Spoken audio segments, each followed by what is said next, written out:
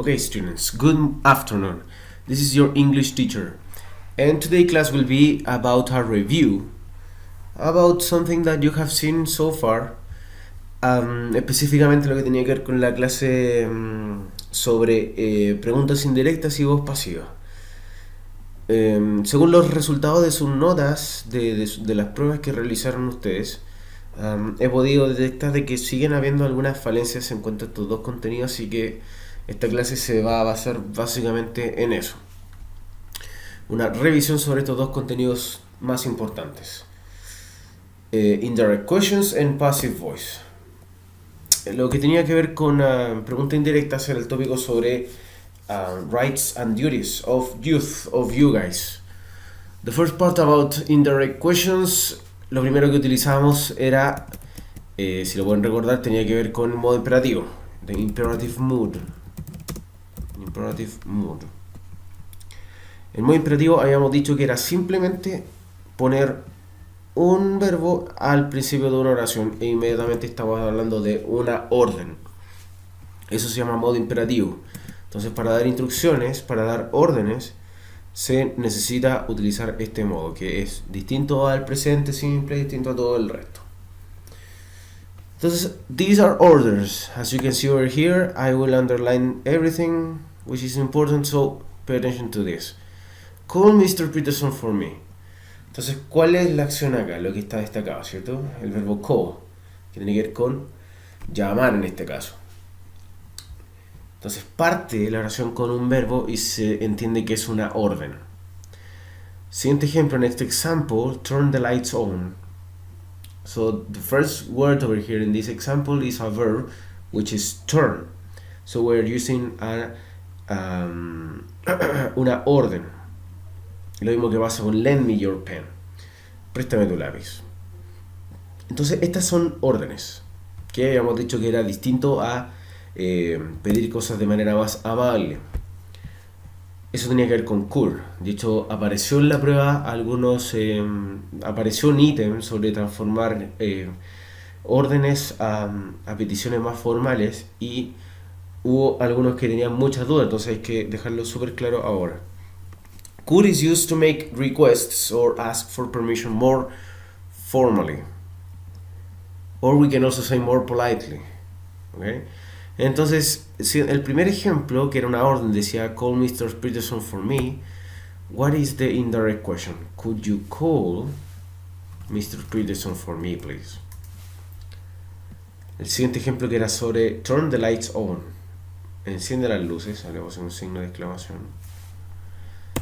¿Cómo sería la petición formal o más amable? Could you turn on the lights, please? Entonces básicamente era could you, y de hecho algunos de ustedes pusieron solamente could you todo el rato, siendo que algunas veces el sujeto de la oración iba a cambiar. ¿A quién le estaban pidiendo eso? Por ejemplo, en la última. La orden decía lend me your pen, pero la pregunta decía could I borrow your pen? Entonces ahí había una diferencia y ocurrió algo muy parecido en la prueba. Could I borrow your pen? Te podría pedir prestado el lápiz. Entonces el sujeto acá que está realizando la acción ya no es you, como solía ocurrir anteriormente. La otra parte importante también se refiere a la respuesta.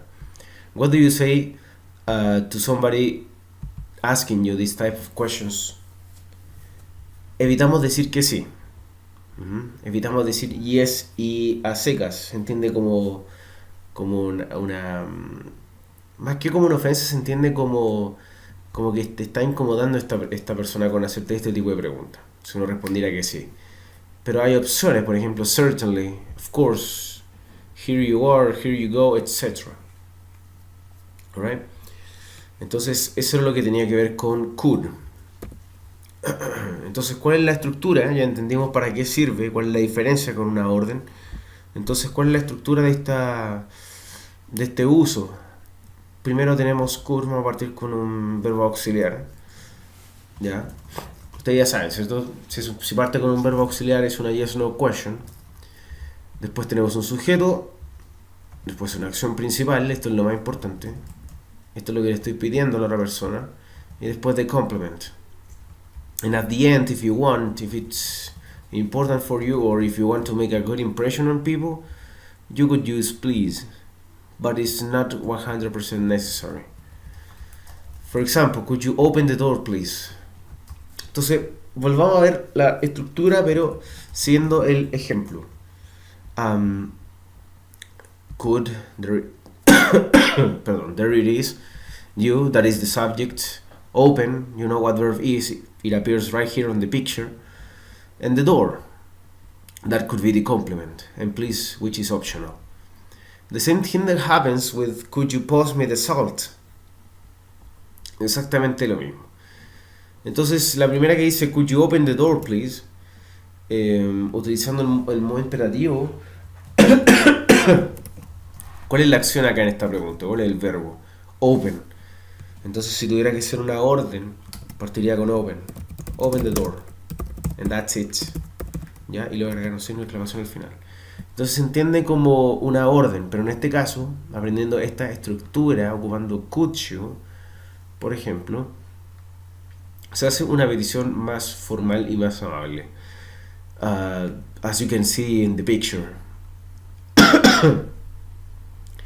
These two guys are very, very happy. They're having a good time. They're not imposing things on anybody. Alright. Entonces, eso tenía que ver con preguntas que son indirectas.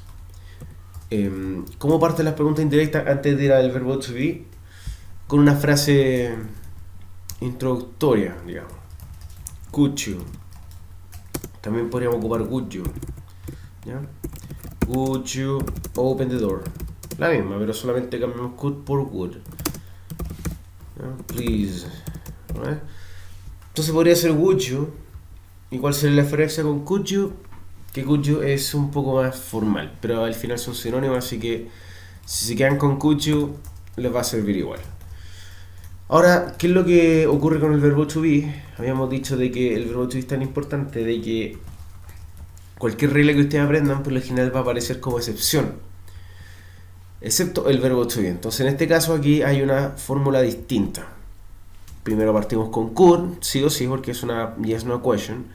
Después sujeto, después verbo, después el complemento, todo tal cual como delante. Pero the difference here is that you put the verb to be at the end of the question. So it doesn't go at the beginning, it doesn't go between the subject and the complement, it appears at the end of the sentence. But be careful, the verb to be has to be used as a main verb, como un verbo principal para que quede al final. Si está siendo utilizado como presente continuo, ya no iría al final. Ok, entonces, could you tell me where the door is? La pregunta no es could you tell me where is the door? Entonces tenemos que seguir la estructura. Could you tell me where my keys are? Etc. Entonces el verbo to be va al final. Estamos siguiendo esta estructura, la anterior, que habíamos visto el de la puerta, pero está el caso del verbo to be, que siempre es una excepción. So up until now we have done just a review of everything important that we have seen. Todo lo que costó un poquito durante la prueba que pude detectar. So in order to continue, we have some more examples, the ones that you saw before, if you saw the video. Could you turn on the lights, please? Could you tell me where the bathroom is? So over here we have the verb to be at the end, as we talked about before. Could you order your room, please? Okay. Y además de las expresiones que ustedes ya conocen y que hemos revisado en clases también. Behavior, consequences, etc. Hablamos de eso básicamente. Y también vocabulario sobre chores. Porque acuérdense que este tópico se da sobre derechos y deberes. Where your duties now are to do the household chores sometimes. Make the bed, take the rubbish or the garbage out. Rubbish es más británico, así que ustedes quédense con garbage mejor. Garbage. Do the shopping, do the ironing, making dinner, cleaning the house, etc. Mop the floor, etc. Entonces, para pedirle a alguien, por ejemplo, que me lave las losas, ya no va a decir do the washing up, right? Sino que va a decir could you do the washing up, y listo. Y please al final, si ustedes quieren. Esa es la primera parte. La segunda tenía que ver con la voz pasiva, que también habíamos hablado. La voz pasiva tiene otro enfoque. El enfoque no es en el sujeto, sino que en la acción. Nosotros hemos estado acostumbrados a hablar sobre voz activa. ¿Se acuerdan, cierto? La típica estructura: sujeto, verbo, complemento. I brush my teeth every day. Ya. Esa es la típica frase en presente simple, ocupando voz activa. La típica, ¿cierto? Sujeto, verbo y complemento. Pero aquí hemos dicho de que la voz pasiva se enfoca en la acción. It is not important or not known, however, who or what is performing the action. Who or what is doing the action. O sea, quién es el sujeto. ¿Ya? Porque el enfoque está en la acción, en el hecho más que en quien lo haya hecho. For example, someone stole my bike. De ahí vamos a ver el tema de brush my teeth. Primero, someone stole my bike. Vamos por parte. Someone, ya habíamos dicho que es sujeto porque es el que realiza la acción. ¿Cuál acción? El pasado de steal. Y habíamos hablado también que es lo que era un objeto gramatical. Someone stole my bike. ¿En quién recae el verbo stole? En my bike. Entonces este vendría siendo el objeto gramatical. Eso es lo que ustedes se tienen que fijar. Entonces, ¿en qué se transforma? My bike was stolen. Ahí vamos viendo qué fue lo que cambió, pero principalmente, ¿en qué es lo que se tienen que fijar? Como habíamos dicho, le vamos a hacer hartas flechitas. ¿Cuál es el objeto? ¿Por qué? Porque ese objeto va a ser el que va a partir la frase. Eso va a ser el punto de partida. Was stolen. Principalmente identificar cuál es el objeto de una oración. ¿Y cuál es el objeto? Es en quién recae un verbo. Entonces acá hay algunos ejemplos más. Active voice and passive voice.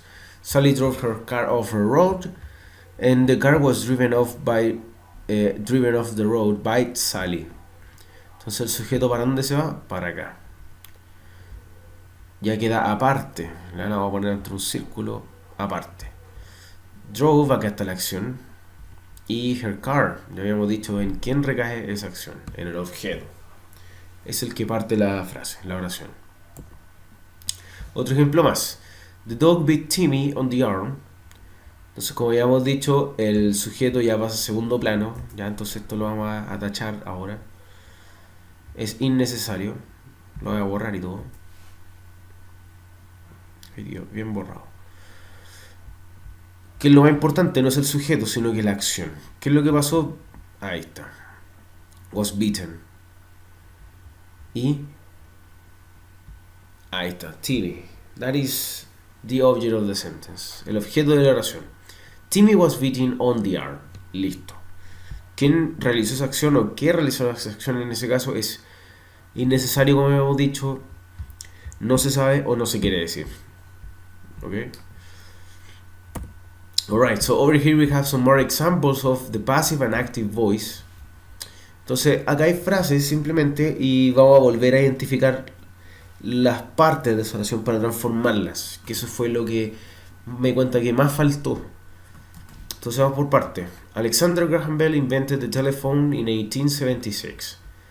Entonces, ¿quién es el sujeto acá? Este sujeto. Graham Bell.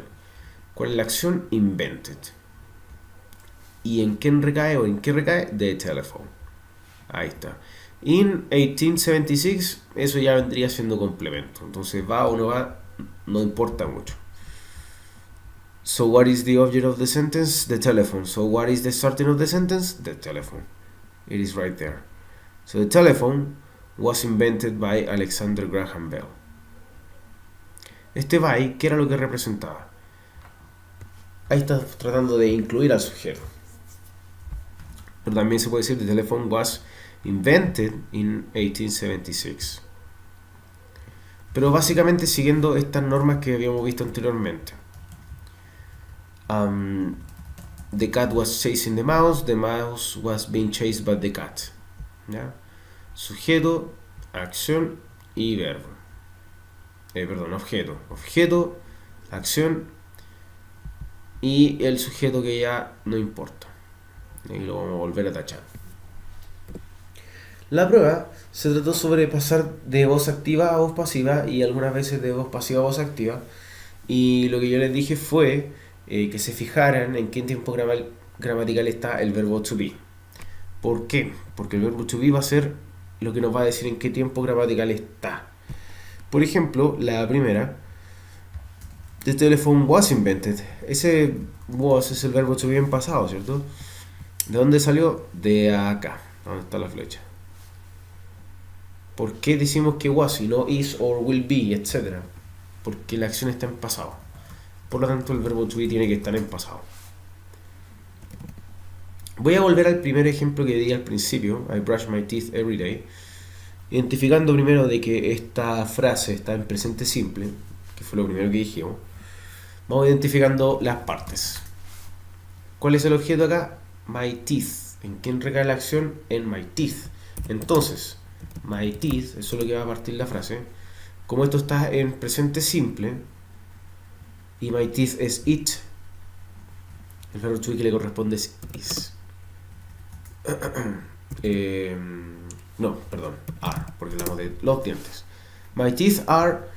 ¿Y cuál es el pasado participio? Brushed. Pasado participio. ¿Ya? Esto va a estar siempre en pasado participio. Vamos fijándonos en todas. Beaten, pasado participio de bite. Driven, pasado participio de drive. Stolen, pasado participio de steal, etc.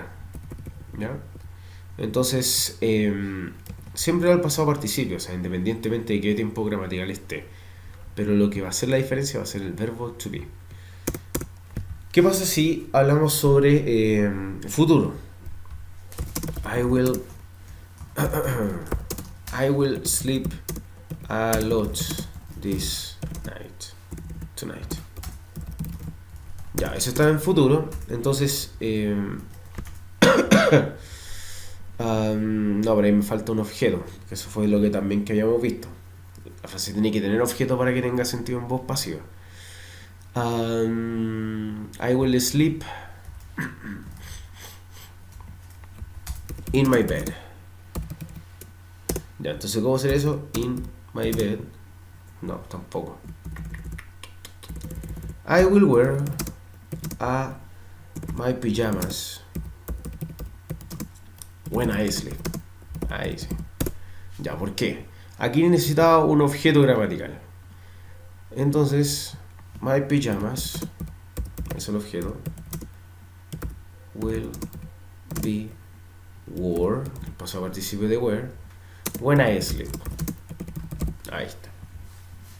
Entonces, básicamente, esas dos cosas que necesitamos aclarar, lo que era preguntas indirectas y lo que era voz pasiva.